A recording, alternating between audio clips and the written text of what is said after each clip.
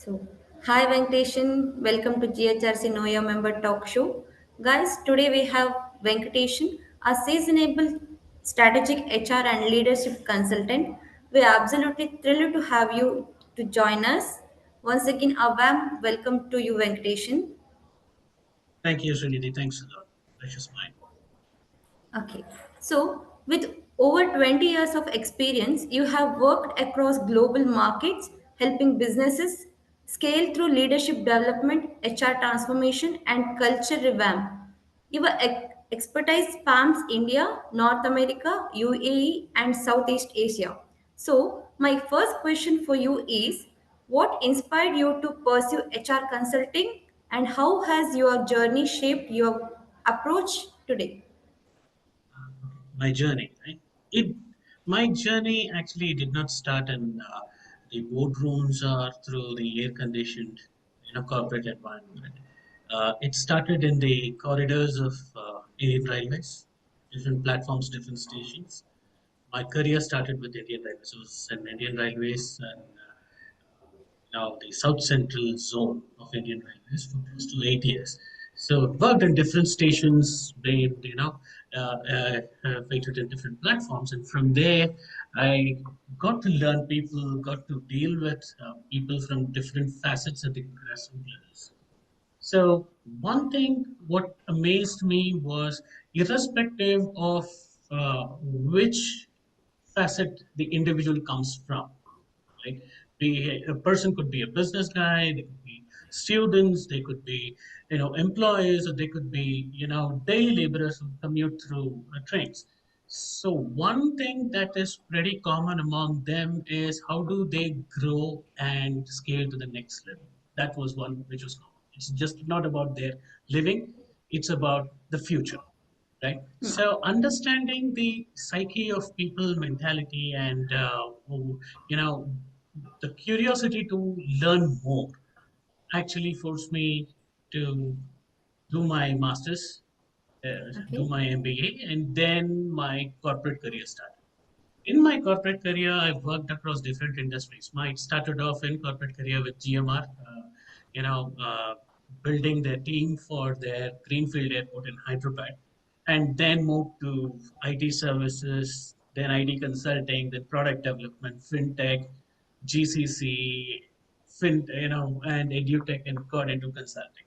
So in this entire thing, what actually interests me is, one is the aspect of people process, which I've learned during my Indian Railways, the managing of people and process, but the enabling technology and the thought process of future, that is something, a combination of these three actually raised a curiosity in me to get into the consulting. One aspect, major aspect is, while we have this kind of people process and technology which is enabling, then how can any organization fail? We have not seen any organization fail because of strategy or technology. Organization fails only if people are misaligned, uninformed, uninspired, or underdeveloped, Right. right? So ultimately it boils down to the crux of people or talent or that human behavioral aspect of it, right? So that is something which motivated me and inspired me, and helped me to start VS Gen X was not my first entrepreneurial stint. Prior to this, I had two other stints. One, I miserably failed. Uh, Failed probably is a lack of a better word. I didn't find a superlative term for it, so I use the word fail. But second, I was successful to a great extent, and it gave me the platform to build, learn, and then come out with VSGenX. VSGenX did not happen just like that. It's I would say a journey, uh, planning, and a proper foundation for close to 8 years. Okay. So, VS Gen X solution is not just about HR consulting. It also focuses on social impact, dedicating 5% of its revenue to mentoring and skill development for unprivileged talents. So, this initiative bridges corporate expertise with meaningful change. I'm curious to know how did this vision come about and what impact have you seen so far? Uh, I will try to put it slightly different. Right? Hmm.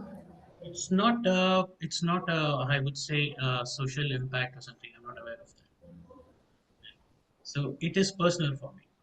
Okay. See, I come from a very humble background, Hmm. and then I have grown to where I am today. It's not that I've not seen ups and downs. I've seen everything in and come. There were times during my, I would say, toddler, when I was a toddler, when I was in my schooling. There were times when I would look upon and wait for someone to come and have a belief on me, come and guide me in certain aspects. So that would probably make a world of difference for me as a kid then. Once I started my career through Indian Railways, and I was actually traveling across different parts of India as well as majorly in South India, right? So I have come across different people. I've come across different kids, probably selling something in the railway compartments or on the platforms. So I've seen some brilliant, I would say, talent, skills in those kids. I, I would put it across like this.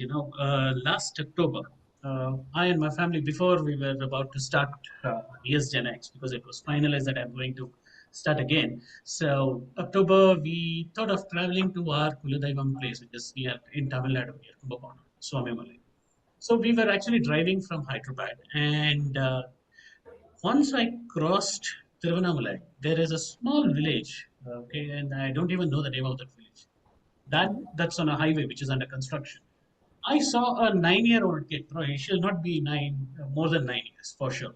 It's a small kid. She was selling flowers, properly handled flowers, on a highway. And I didn't see a destination. I don't see a town or probably a village 20 kilometers further or probably 10 kilometers further. But there's a kid who is selling a flower there. And I stopped there for my tea, and my daughter and I went and we spoke to that kid. We bought some flowers. And I asked her, why are you selling flowers here? What made you decide on this place? The answer what she gave actually amazed me. The answer what she said is, now you are buying flowers for your kid. There are people who would buy. And another thing is you're seeing there are too many work which is going on. They're laying roads, highways, and other things.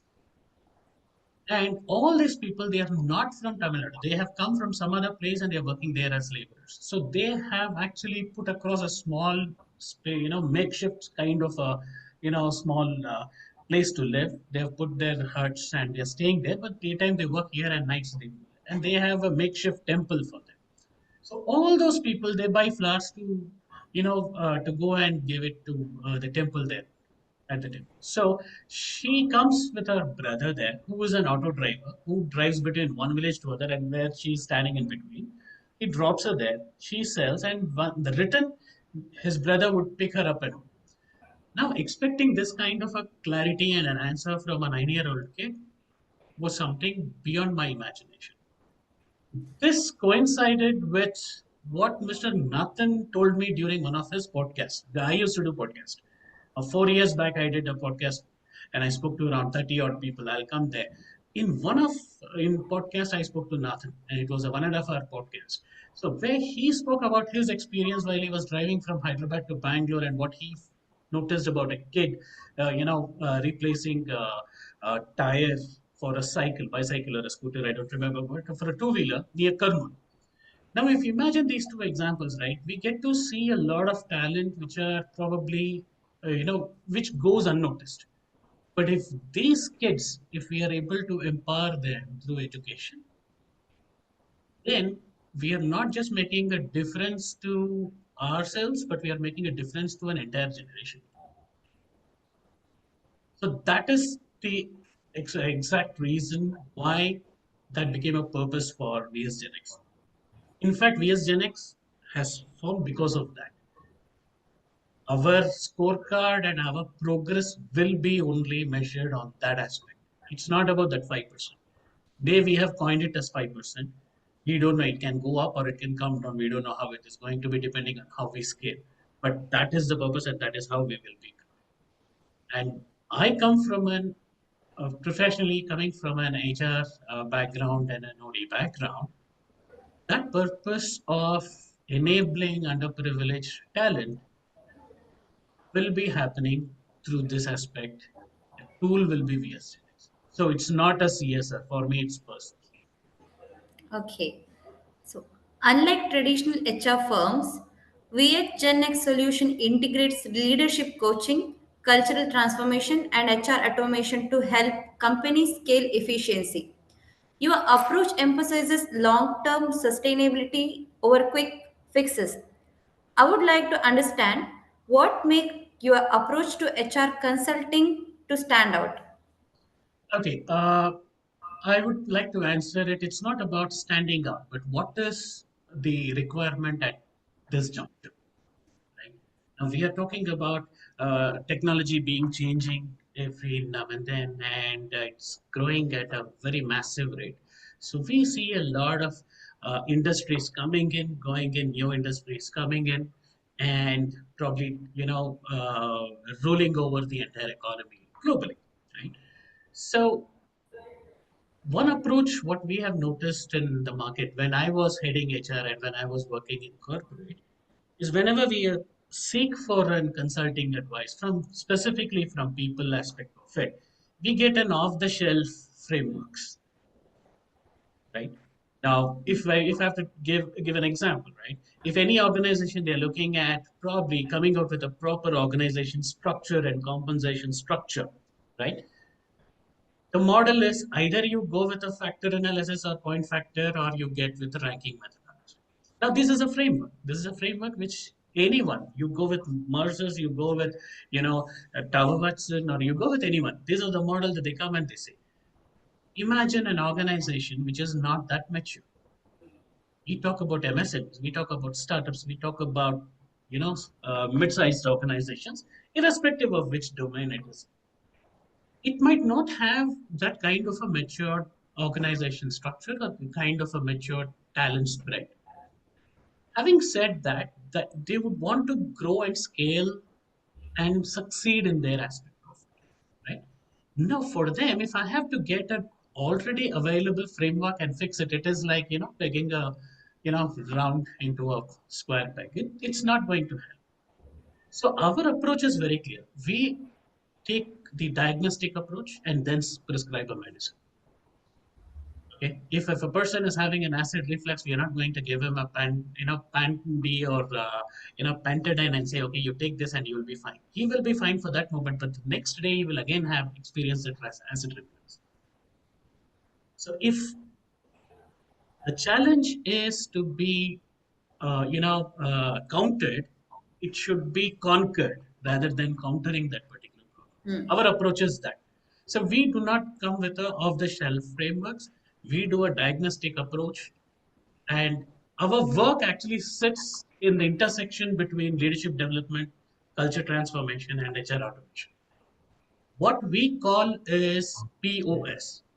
POS is not point of sale. For us, it is people operating system. So it is a crux of people, technology, process. Enabler would be your technology. Your overall consciousness that builds around that will become the subset. People, technology, process, and then consciousness. So this gives the three common results: clarity, capability, and cost for organizations.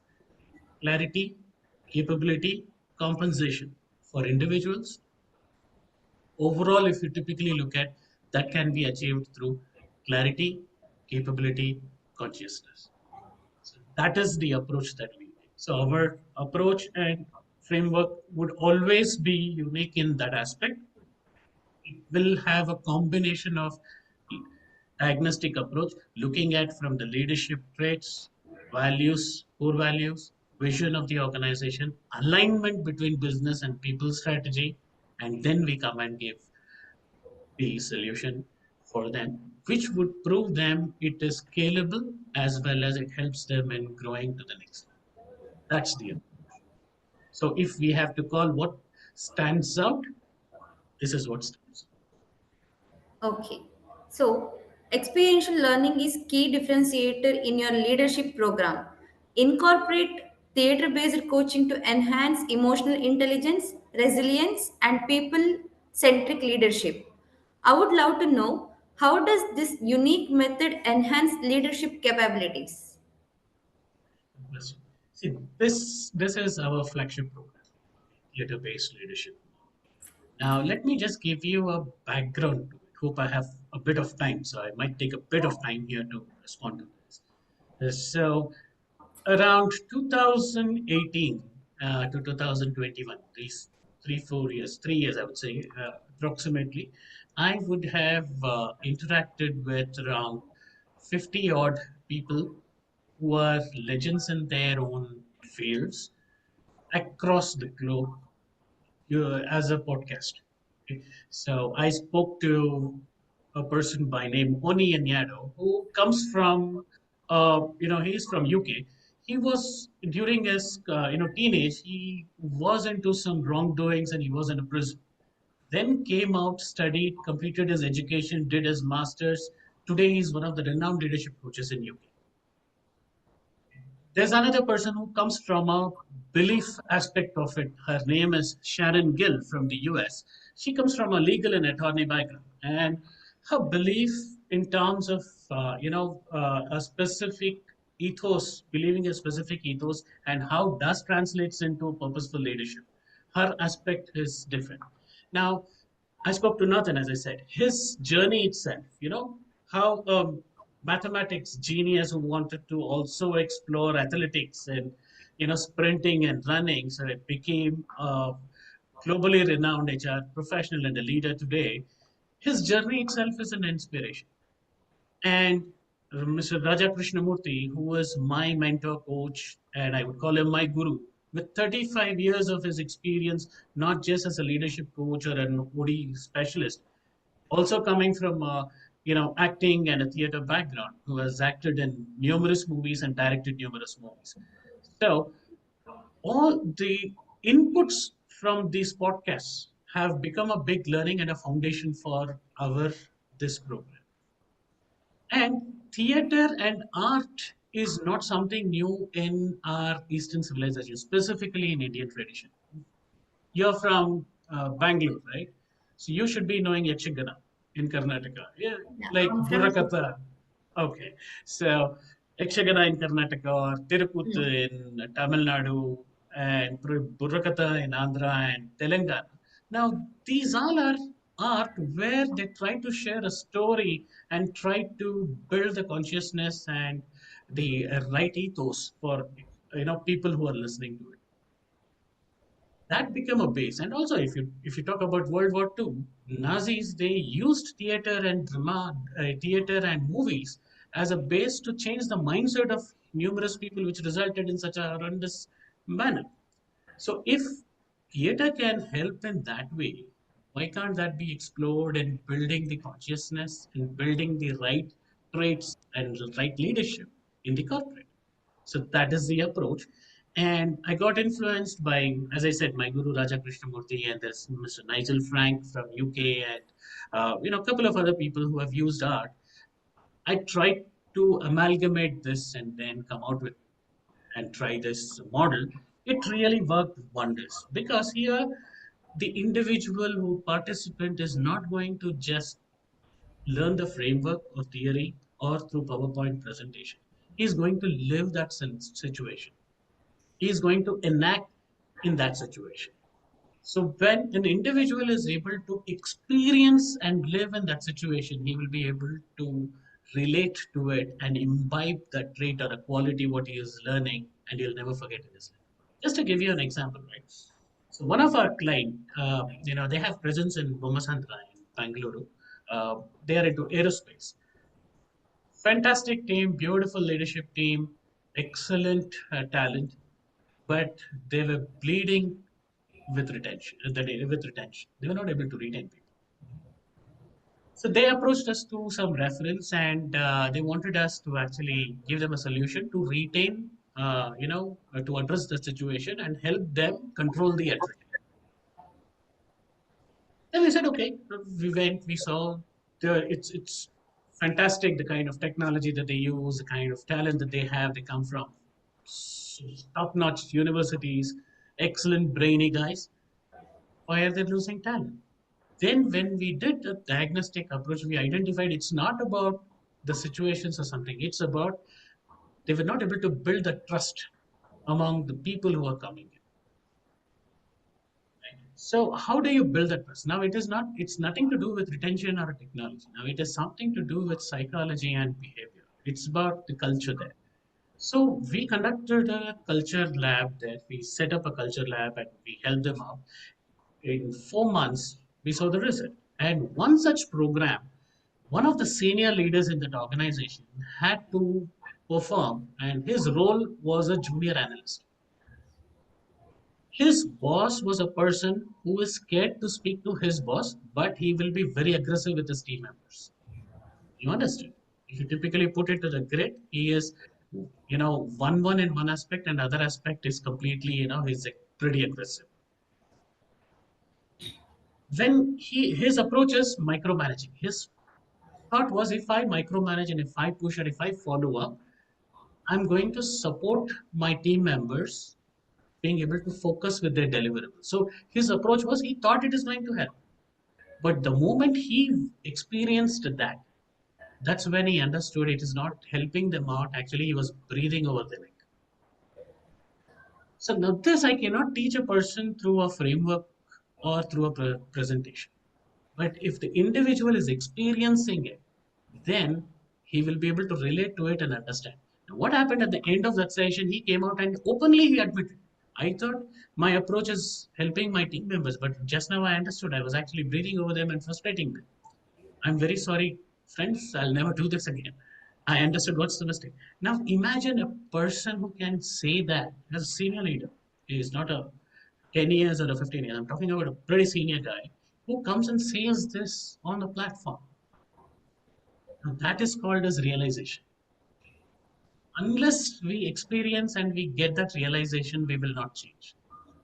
Leadership development is about change. Realization plays a very important role, and data helps.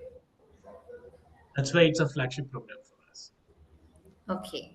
So, your firm works with industries like IT, aerospace, and manufacturing, each facing unique workplace challenges from talent to acquisition to retention and culture alignment.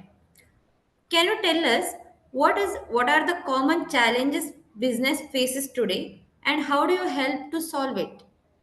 See, I think I answered this in my first or second point itself. Hmm. Organizations don't fail because of technology and strategy. And it really doesn't matter which domain you're in. You can be an aerospace, you can be into global capability center IT, yes, you can be into IT product or IT services concerning manufacturing, whatever it is. Your strategy will never fail you. Your tactics will never fail you. It's all about alignment of people with business strategy. One thing which is extremely common, you take from Lehman Brothers. You take from Lehman Brothers, you take from housing.com or Byju's or probably Finabler or even if you want to talk about Satyam, strategy never failed. It's alignment of people strategy and business. And if people are misinformed, underdeveloped, if they are not aligned with the overall vision and the purpose of the organization, then it fails. So that is the only single point of failure, or I would say point of concentration that HR or any consulting domain will have to target. If people is the main factor, we have to concentrate there. And that is where we will have to target. So that's the only problem that I see across domains, irrespective of which domain it is. Organizational goal and purpose should be like a magnet. It needs to attract the thought process and align individuals' thought to it. If that is not able to attract, then that's where the problem comes in. So your people strategy have to be absolutely aligned to the overall business strategy. And how your core values and your people strategy is aligning to the overall purpose of the organization, and how it is attracting individuals to fall in love with that particular purpose. That is what it is all about. So the problem is alignment of people strategy and business. So, with HR evolving rapidly, businesses are integrating automation, AI driven management, and digital solutions to stay competitive. Mhm.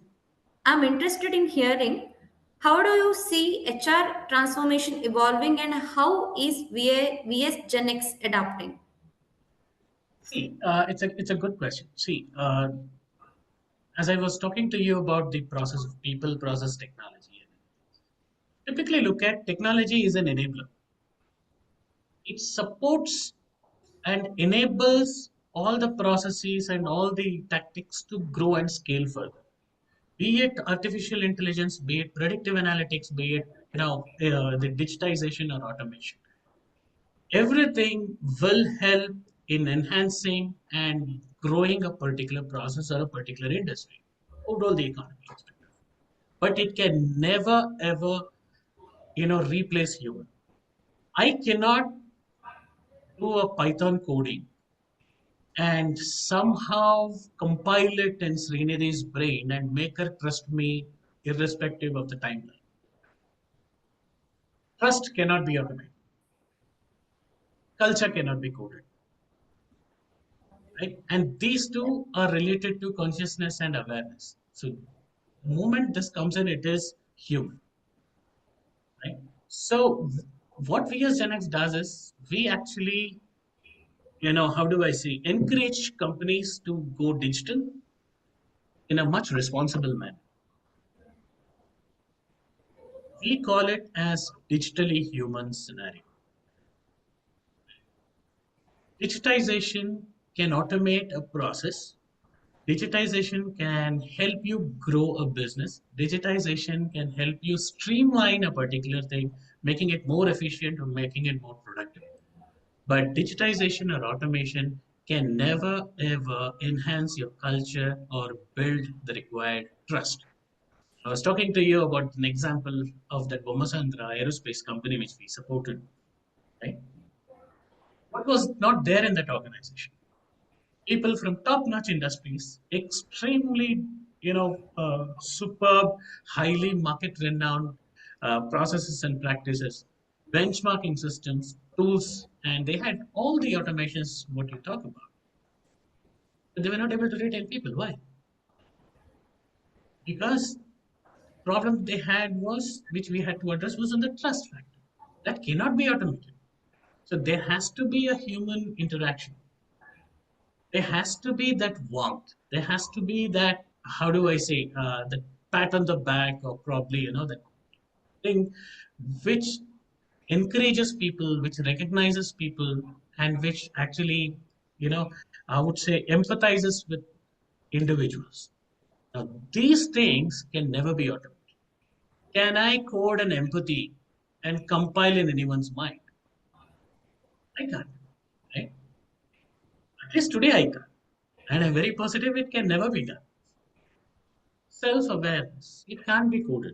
So these are realizations.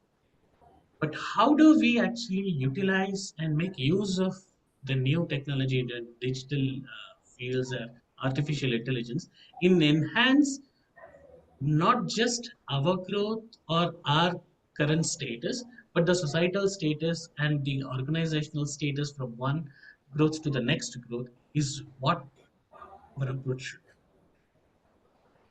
Trust me, there is today on LinkedIn or probably in any of the podcasts, one question or any conference that I go, one question is pretty common.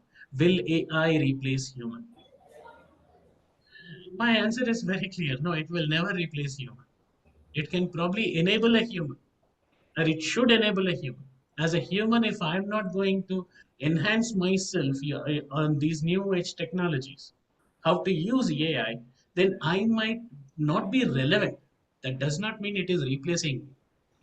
I am making myself, replaceable because I am not being relevant. It's like with Hari Menon, who is a wonderful and a renowned leadership coach and the CEO of Grid International. He's again based out of Bangalore. He says, you're on a highway, okay? You're on a highway, you're driving a four-wheeler. You go at a speed of 20 kilometers per hour. In the mid of the road, you will have people honking at you, staring at you, abusing you, and they'll cross.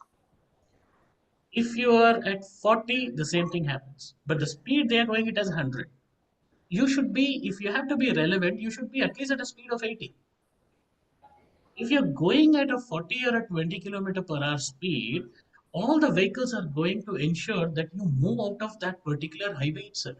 You're forced to move out of it. That means you're irrelevant in that particular highway. You're irrelevant to drive on that highway. So is that the mistake of a highway or a vehicle? That's a mistake of the driver who is driving. So AI is that highway or the tool or the vehicle. It will never make an individual irrelevant. If the individual is not growing or enhancing himself, then he becomes irrelevant. He or she will become irrelevant. So AI will never replace you. How we approach will be utilizing and using, encouraging AI and digital transformation and automation for our organization with a human touch. Without that human touch, then the system is going to fail. I'm not saying the system as in the AI, I'm saying the organization is going to fail. It has to have a combination of proper amalgamation of technology and that humane aspect into it. Only then it will succeed. That's our approach.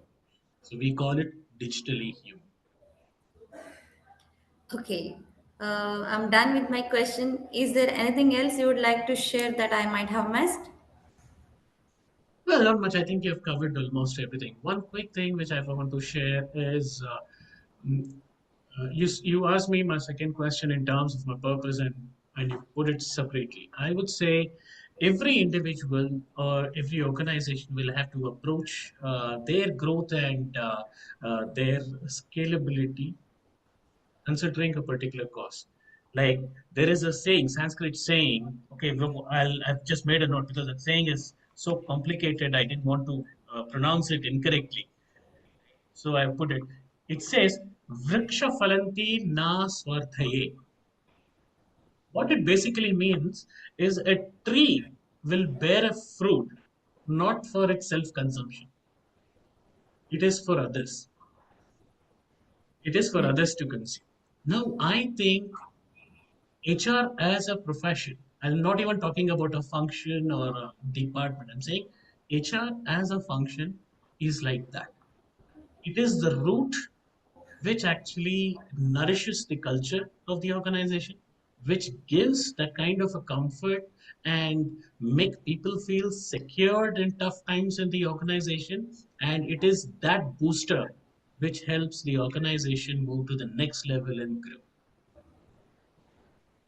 Right? So every individual who is aspiring to be in this profession or wants to scale in this profession, I think this is thing that he will have to keep it in mind. It's not for himself or his organization. It is for the growth of that entire ecosystem as an organization. Every individual, every team, everything will have to work towards that common purpose and they will have to help them grow to the next level. That will help in not just the individual growing, but the organization grows. If the organization grows, then the society grows. If the society grows, humanity grows.